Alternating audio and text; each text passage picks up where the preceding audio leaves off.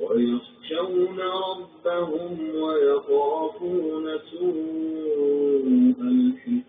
الحساب والذين صبروا ابتغاء وجه ربهم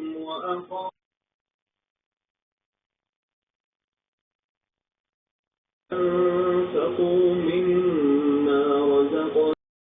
رزقناهم سرا وعلانية ويدرؤون بالحسنة السيئة أولئك لهم عقبى الدار جنات عدن يدخلونها ومن صلح من آبائهم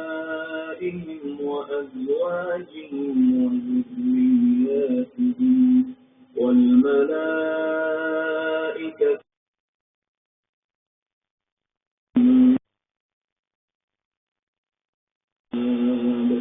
سلام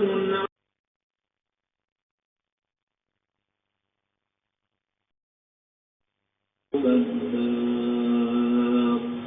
والذين ينقضون عهد الله من بعد ميثاقه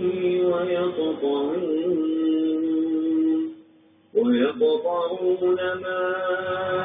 أمر الله به أن